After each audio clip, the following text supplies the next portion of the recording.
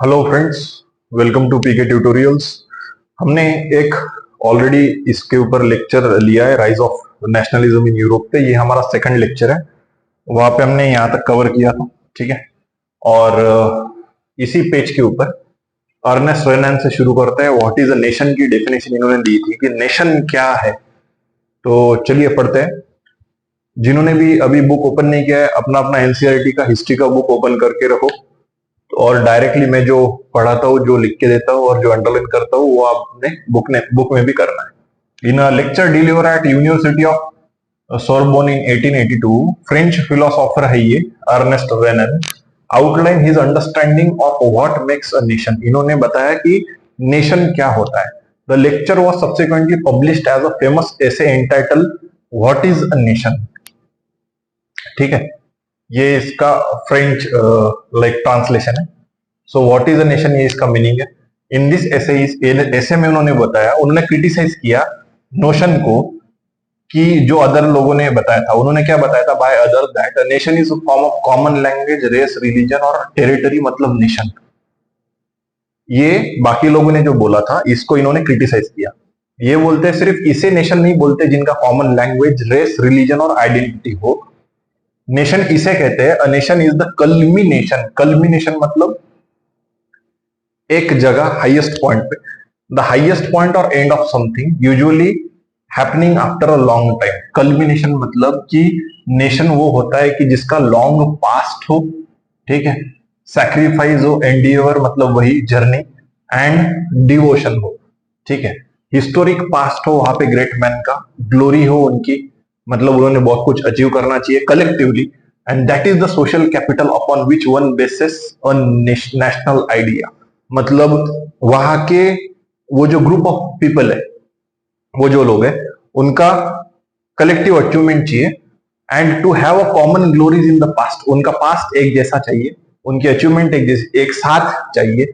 To have a common will in the present, उनकी अभी जो अचीव करने की विल है नेशन बनाने के लिए, वो कॉमन चाहिए वहां के लोगों की।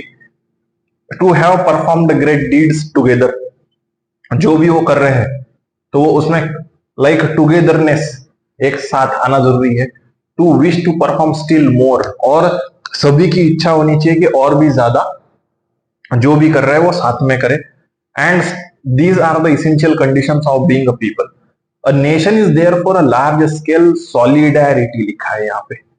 मतलब लार्ज स्केल सॉलिडेरिटी मतलब नेशन क्या होता है? सपोर्ट बाय वन पर्सन और group of people for another, एक दूसरे का सपोर्ट होना, because they share feeling, opinion, aims etcetera. वो एक जैसी फीलिंग, एक जैसे एम, एक जैसे ओपिनियंस है उनके, ठीक है। इसे कहते हैं सॉलिडेरिटी। ये लिख लो, ठीक है।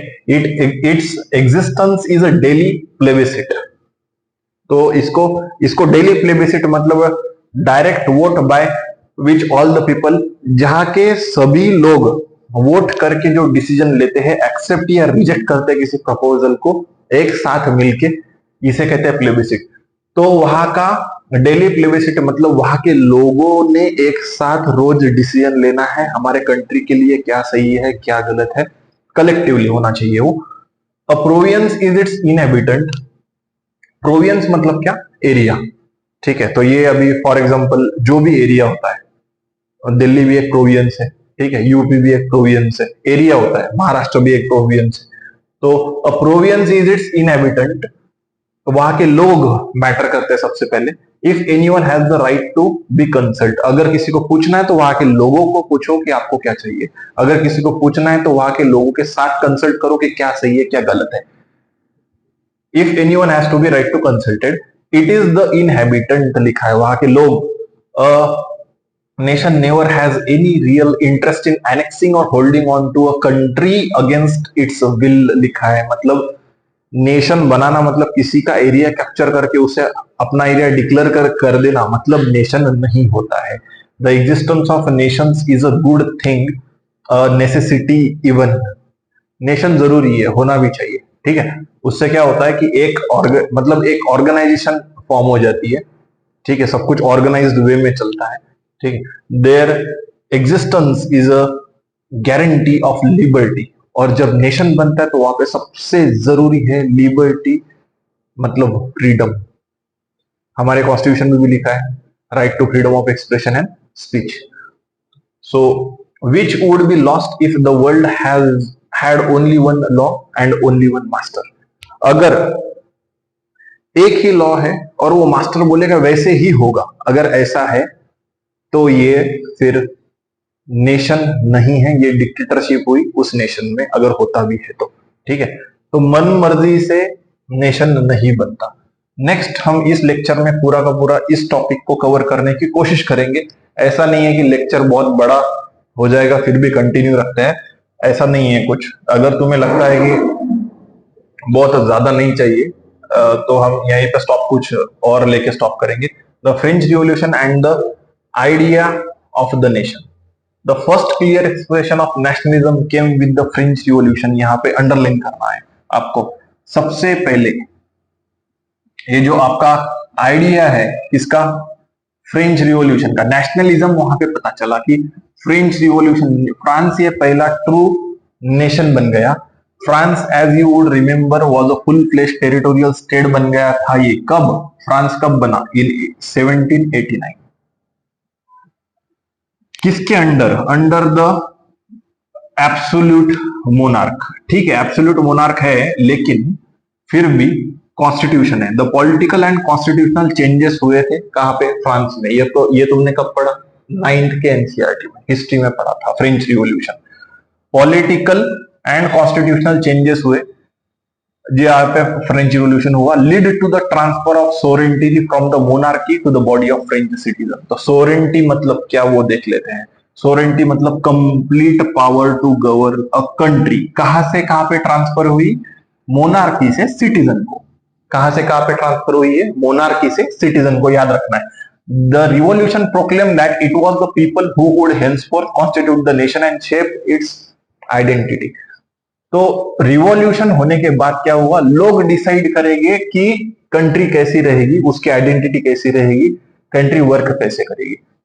मैं फिर से आपको रिक्वेस्ट कर रहा हूं सभी को, अपना एनसीईआरटी का बुक ओपन करके रखो. वहां पे जो मैं मार्क करता हूं वो आप भी अंडरलाइन करना है, और जो मीनिंग्स बताता हूं वो वोकेबलरी में लिखना है. ये आपको बहुत ज्यादा अच्छा स्कोर करने के लिए और टॉप करने के लिए भी काम करेगा.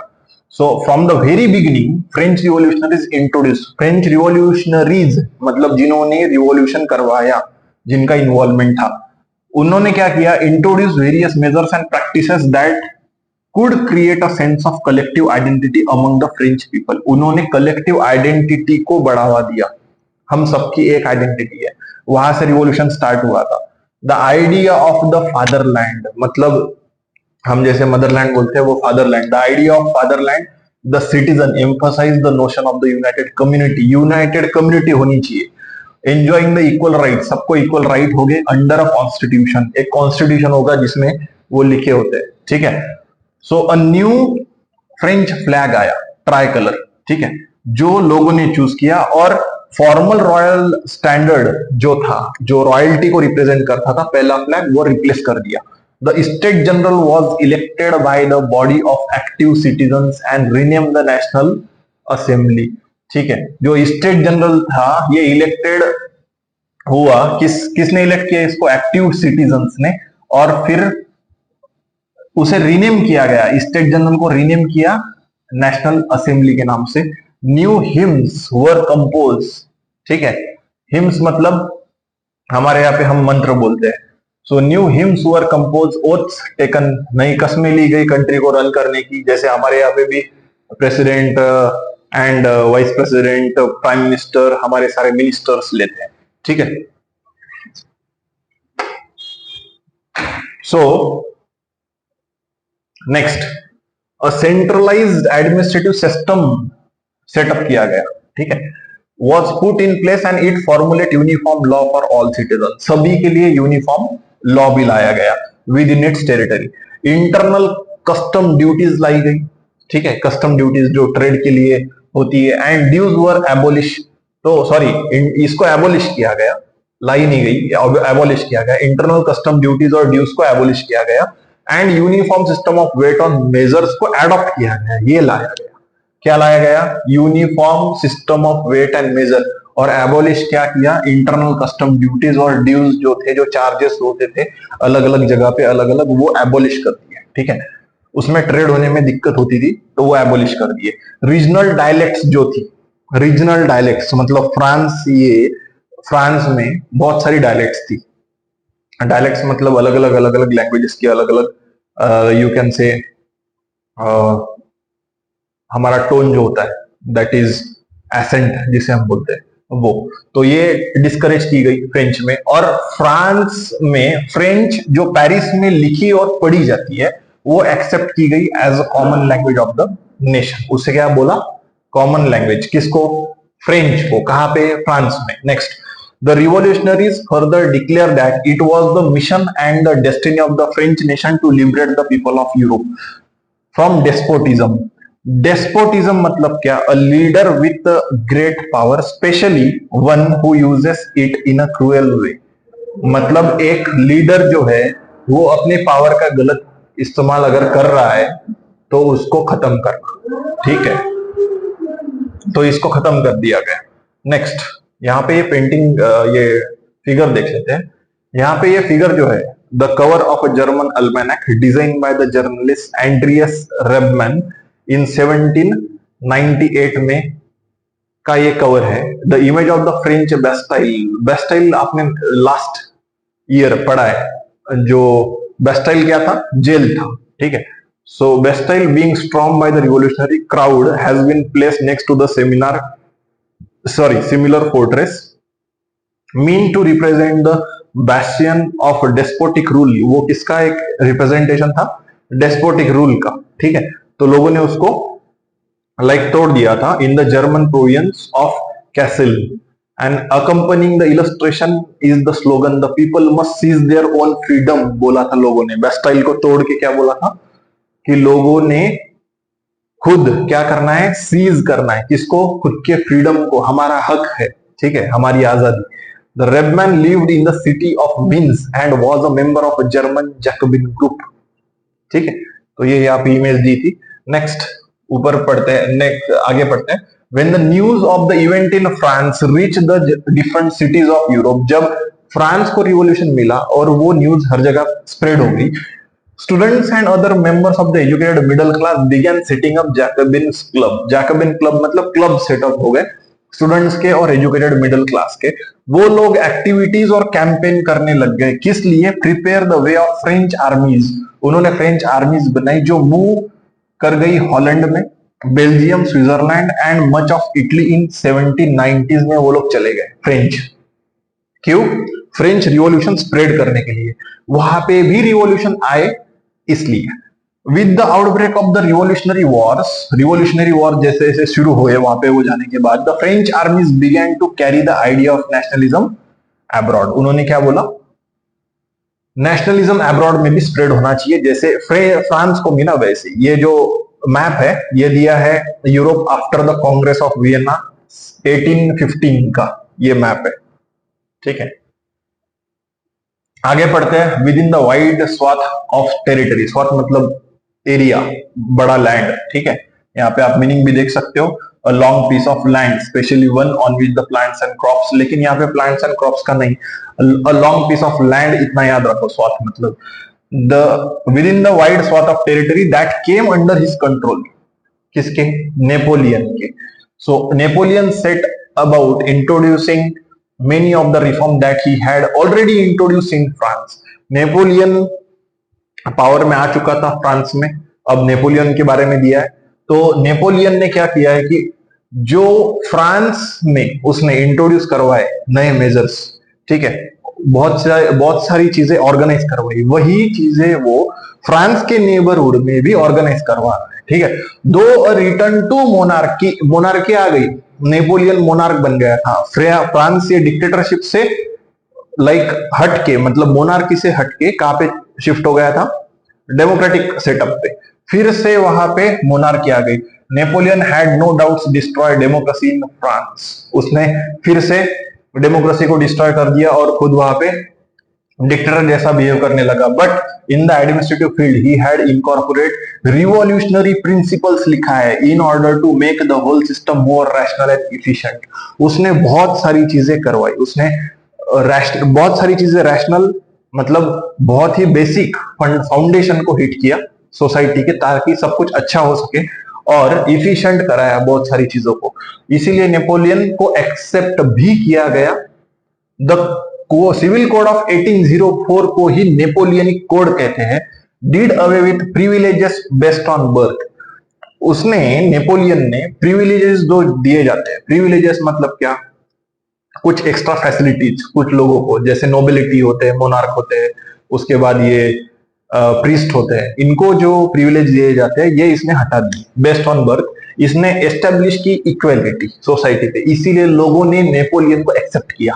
Equality before the law and secure the right to property. इसने क्या बोला, प्रॉपर्टी होनी चाहिए।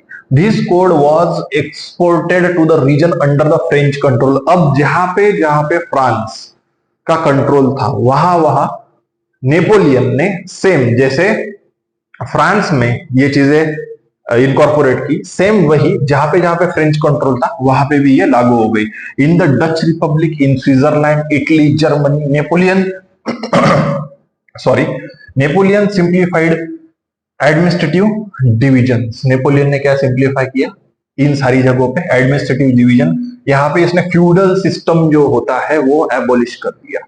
मतलब जो बड़े बड़े लाइक मिनिस्टर्स होते हैं और लैंडलॉर्ड्स होते हैं, उनकी जमीन होती है और फिर वो उनके हिसाब से उस एरिया को रन करते हैं, इसने वो सब कुछ खत्म किया। And freed peasants from serfdom. मतलब सर्फ मतलब the system under which crops were grown by serfs. मतलब इसने जबरदस्ती लोगों से, पीजेंट से, छोटे छोटे उनकी खेती करवाना और उनसे ज्यादा से ज्यादा टैक्स लेना और अपने मन पसंद जो क्रॉप्स है उसकी खेती करवाना, इसने ये बंद करवा दिया। इसने लोगों को कहा कि आप आपके हिसाब से खेती करो, तो लोगों ने उसको एक्सेप्ट किया। मैनोर रियल ड्यूज बोला है, large country house surrounded by land that belong to it. So manorial dues को भी खत्म कर दिया। In the towns too guilds restriction were remove. Guild restrictions जो थी टाउन्स में, गिल्ड मतलब क्या होता है, लिख लो, लिखोगे तो बेनिफिट में रहेगा, आप खुद ही बेनिफिट में रहोगे। An organization of people who do the same job or who have the same interest or aim. ठीक है, फिर से बता रहा हूं, किसका बता रहा हूं मैं मीनिंग, अभी आपको देख लो, गिल्ड लिखा है तो गिल्ड का मीनिंग है an organization of people who do the same job or who have the same interest or aim. इसने गिल्ड रिस्ट्रिक्शंस जो थे ये रिमूव कर दिए, रिस्ट्रिक्शन रिमूव किए, मतलब आप अभी आपकी ऑर्गेनाइजेशन सेटअप कर सकते हो। ट्रांसपोर्ट और कम्युनिकेशन सिस्टम को इसने बढ़ाया, इंप्रूव किया।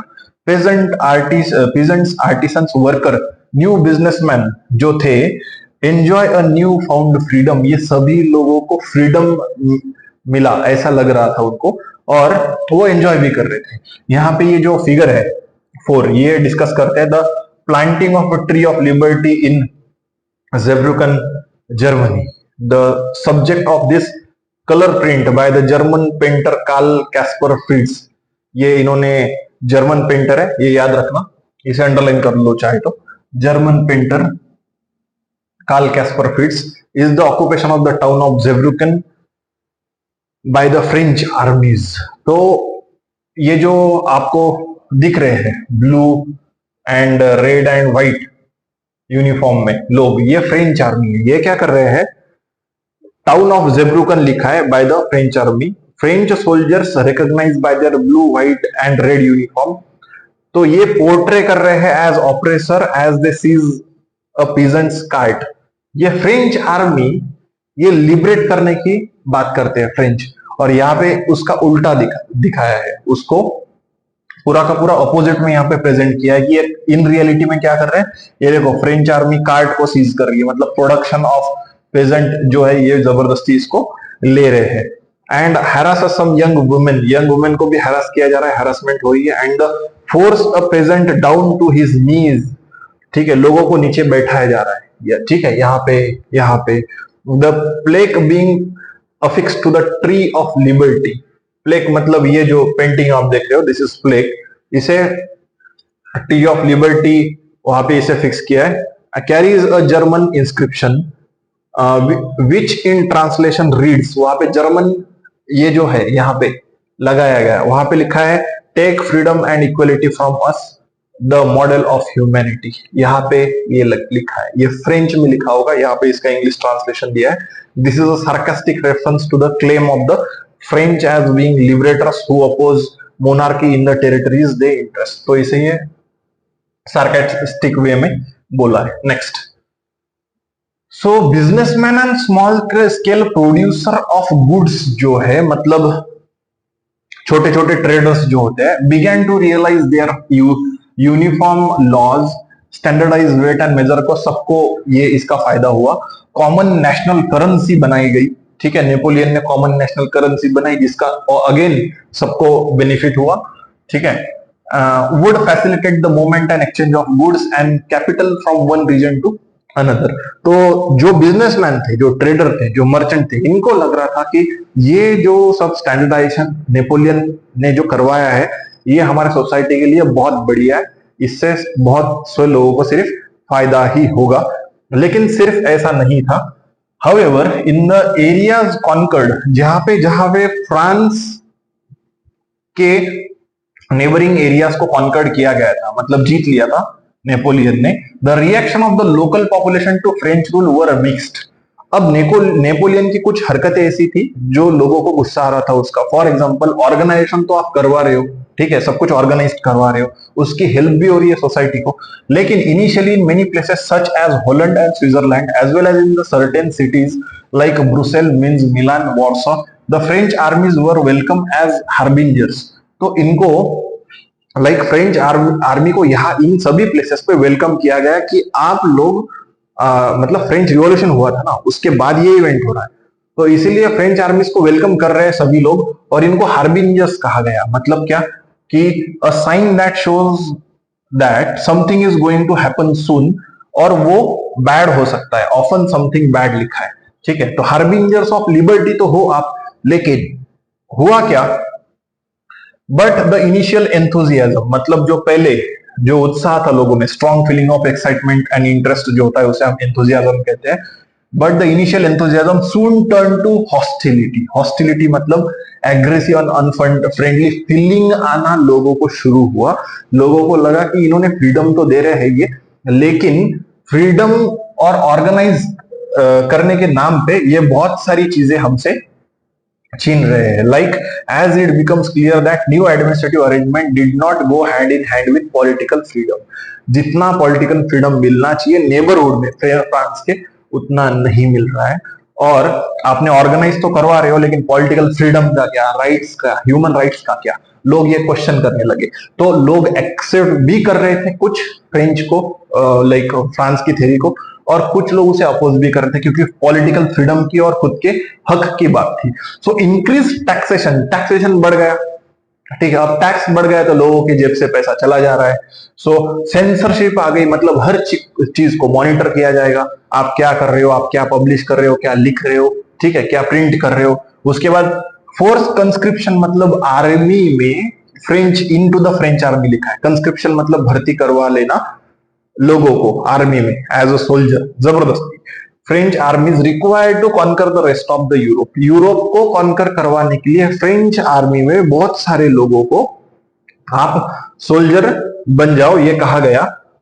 All seems to outweigh the advantage of the administrative changes. और नेपोलियन ने जो एडमिनिस्ट्रेटिव चेंजेस करवाए थे, लोगों को उससे भी इंपॉर्टेंट था अपना खुद का फ्रीडम, ठीक है, अपनी चॉइसेस, ठीक है, अपने थॉट्स, अपने एक्सप्रेशन, अपने स्पीचेस, अपनी फीलिंग्स। लोगों को एडमिनिस्ट्रेटिव चेंजेस से ज्यादा ये इंपॉर्टेंट था, तो लोगों ने नेपोलियन को अपोज भी करना शुरू किया। यहाँ पे देखो बहुत इंपॉर्टेंट है ये फिगर, ये खुद नेपोलियन का यहाँ पे पोर्ट्रे किया है, शो किया है उसे। The courier of the Rhineland losses all that he has on his way home from Leipzig. Leipzig का वॉर हुआ था, ठीक है। ये नेपोलियन क्या कर रहा है, फ्रांस जा रहा है। Napoleon here is represented as a postman, इसे क्या बताया है, postman on his way back to France. ये फ्रांस से जा रहा है, ऐसा बताया है नेपोलियन को कि पोर्ट्रे ऐसा किया है कि वो एक पोस्टमैन है और वो फ्रांस से जा रहा है, ठीक है। After he lost the battle of Leipzig in 1813 में लिप्जिग बैटल ऑफ लिप्जिग हुई थी फ्रांस की, नेपोलियन की, तो उसमें वो हार गया था और वापस जा रहा है। तो each letter dropping out of his bag bear the name of the territories he lost. तो ये जो लेटर गिर रहे हैं नीचे ऊपर से नीचे, इसमें इसका जो जो टेरिटरीज इसने लॉस्ट की उनका नाम है। तो ये था हमारा इस चैप्टर का rise of nationalism in Europe का सेकंड लेक्चर। अब हम थर्ड लेक्चर लेंगे, उसमें हम शुरू करेंगे the making of nationalism in Europe. अभी यहां पे रुकते हैं, the making of nationalism in Europe से शुरू करते हैं नेक्स्ट लेक्चर में। Thank you.